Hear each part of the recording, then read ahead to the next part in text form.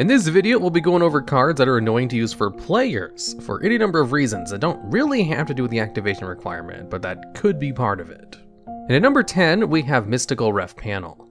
This card is annoying to use in the sense that you kind of have to look up online to see what it actually does. I can't think of a card which has a longer list of examples as Mystical Refpanel. Because what it does is, when a spell card is activated that targets a player, the effect of that spell card is applied to the other player instead. The problem being, most cards that target players don't say that they target them, like Pot of Greed for example, because they don't really need to. So in order to figure out which cards do target the player and which ones don't, the best way to figure that out is if it has an effect that doesn't target something specifically, and instead affects you in some way. Like if you want to activate Pot of Generosity, that affects your hand but not really specific cards, so Mystical Refpanel will allow you to reverse the effect on your opponent, in order to make them return 2 cards from their hand back to their deck. If you use it with Cold Feet, which makes it so you can't activate spell or trap cards this turn, nor set any of them, it doesn't target any specific cards, just what you can do with them so it can be reflected on your opponent. If you activate the card Cards from the Sky, which requires you to banish a light fairy type monster from your hand to draw 2 cards, you cannot reflect this to your opponent because it has specific conditions that your opponent might not be able to fulfill. But if your opponent can fulfill them, you still can't use it anyway. Although this one might be because it requires you to target a specific card in order to use the effect. If your opponent activates the card Triple Tactical Talents, in order to use its effect to either look at your hand and shuffle 1 card back into the deck, or to draw 2 cards, you can use Mystical Refpanel in response in order to reverse that on your opponent or draw 2 cards yourself. But if your opponent activates Triple Tactical Talent in order to steal one of your monsters, then you cannot use Mystical Refpanel to reflect that effect. So if you just go into using Mystical Refpanel in order to reflect only bad effects onto your opponent, there's not much to remember. The hard part of it is knowing which cards you can steal from your opponent, like if they try to use Pot of Duality for example. And at number 9, we have Reversal Quiz. This is a spell card which has the effect where you can send all cards in your hand on your side of the field to the graveyard and then call a type of card from the top of your deck. And if you call it correctly, you get to exchange your current life points with your opponents. Now, the difficulty with this card is twofold. One of them is getting your life points down below 500. The other is properly stacking the top card of your deck so that you can declare the type correctly. This was kind of the basics for the Reversal Quiz OTK deck, which was a legit meta deck in the past. What they would do is just use cards in order to lower their life points below 500. That way, when they activate Reversal Quiz, the condition where you have to send all your cards to the graveyard would send either a Black Pendant or Fuma Shuriken to the graveyard, which would then inflict 500 or 700 points damage to your opponent after the effect Reversal Quiz resolves, resulting in that last bit of necessary damage in order to win. And Konami actually heavily restricts cards that allows you to spend too much life points too quickly, like Wall of Revealing Light or Inspection. Wall of Revealing Light is a continuous trap card, which allows you to pay as much life points as you want in multiples of 1000, in order to make it so your opponent cannot attack if they have an attack less than the amount of life points paid. And since this card basically allows you to pay 7,000 life points in 1 turn, it's limited to 1 copy because it makes it too easy to use cards like Reversal Quiz. Inspection has a similar story. This is a continuous spell card which allows you to pay 500 life points during your opponent's standby phase in order to look at 1 random card in their hand. This card does not have a once per turn on it, so Konami added a ruling where you can only use it once per turn without bothering to errata the card to reflect this change, which is one of the few cards in the game that was given a once per turn due to a ruling and not an errata. So, you have to properly get your life points below 500 through normal means without spending too much life points to accidentally OTK yourself. Then you have to set the top card of your deck with something else, which could be accomplished by just using a Feather of the Phoenix. So overall, not the hardest thing in the world to do. The top 5 spots in this list are way harder than the bottom 5, but still, a lot of things you have to keep track of in order to pull off the win, rather than just simply fulfilling the activations of the card. And at number 8, we have Berserker Soul.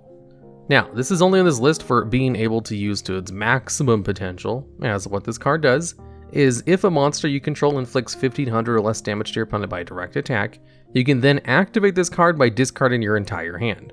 Then you get to excavate the top card of your deck and send it to the graveyard and inflict 500 damage to your opponent.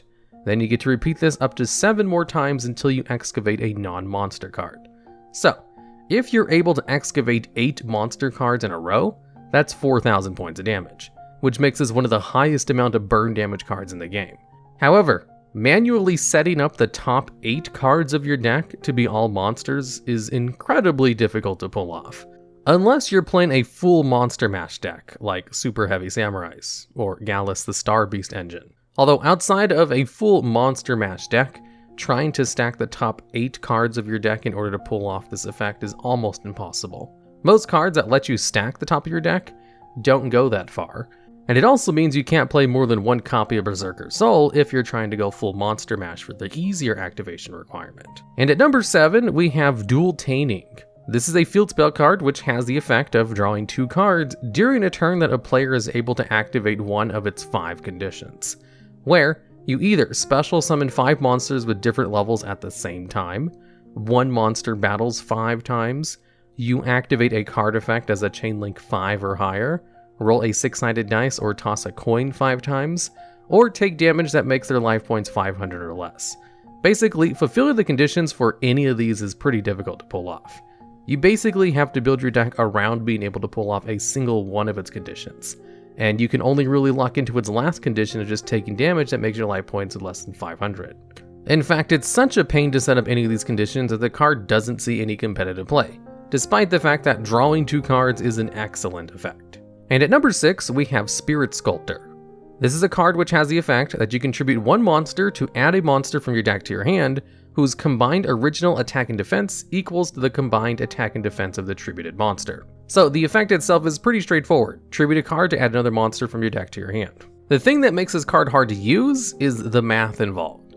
You have to consider the attack and defense values of all the cards in your deck in relation to the cards you have on the field.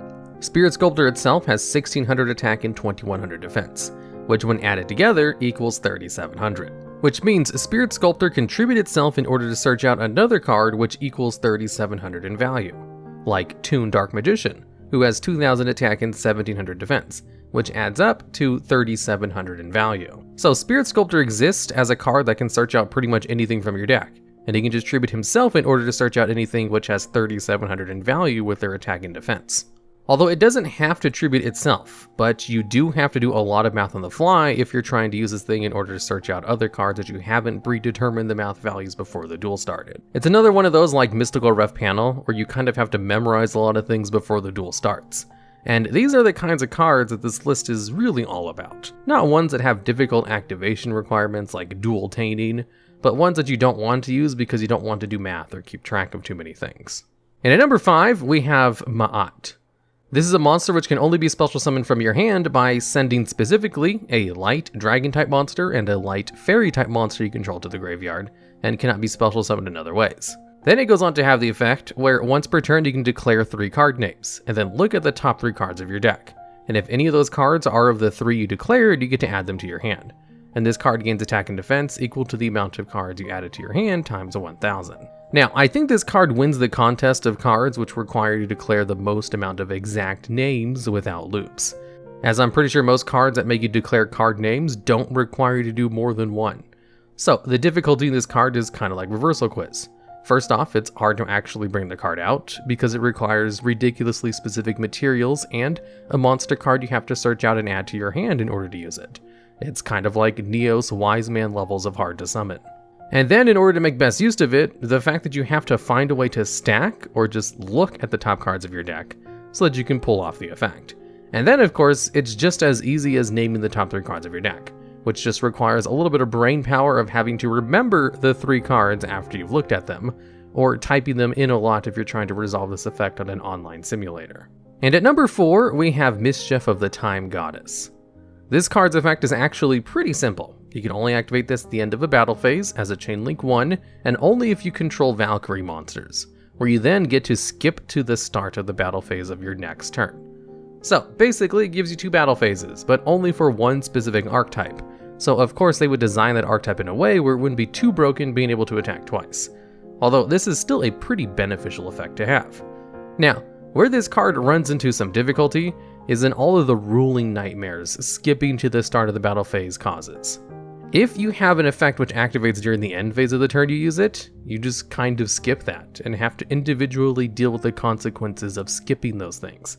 For example, If you use something like World Legacy Clash, which allows you to banish a face-up monster you control until the end phase in order to lower the attack and defense of a monster your opponent controls by that card's attack and defense.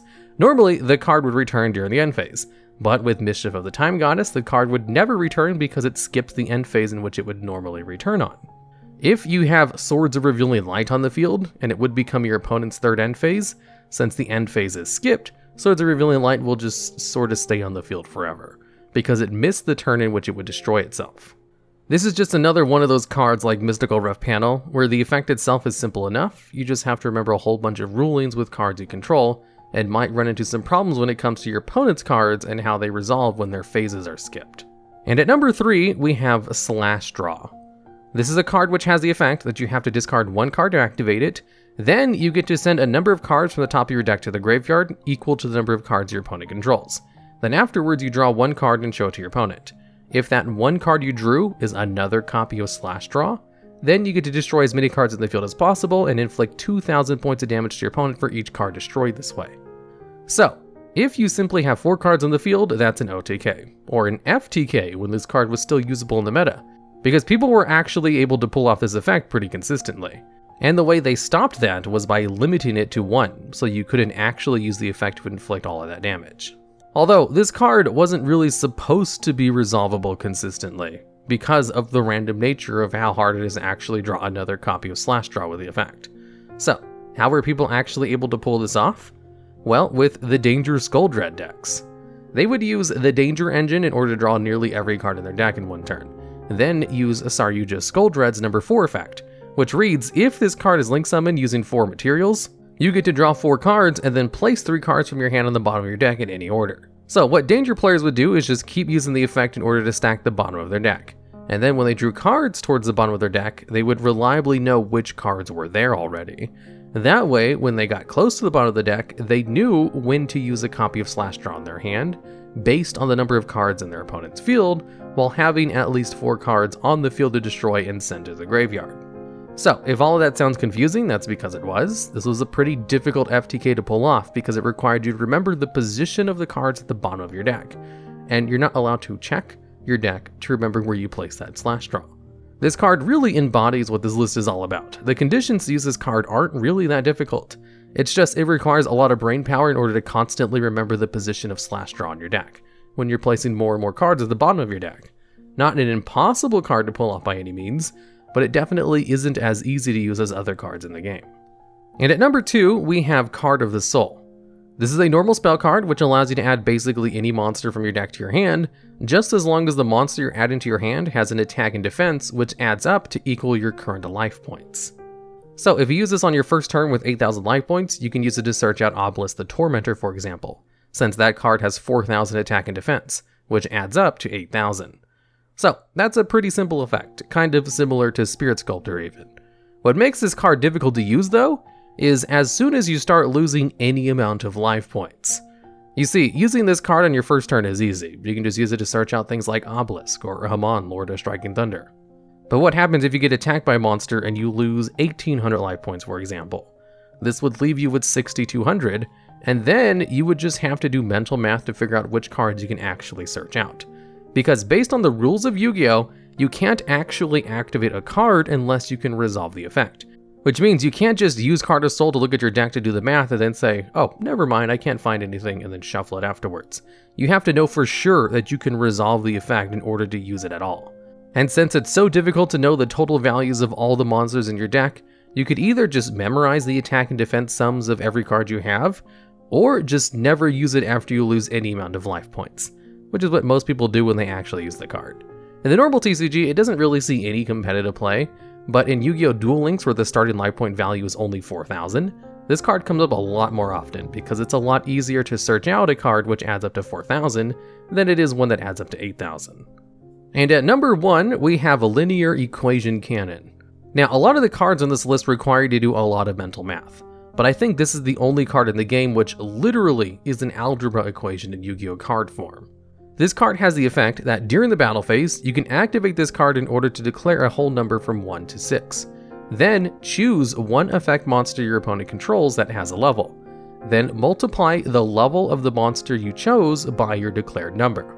Then you count the number of cards your opponent controls and add that to the total value, then check to see if that number equals the number of cards you have in your graveyard.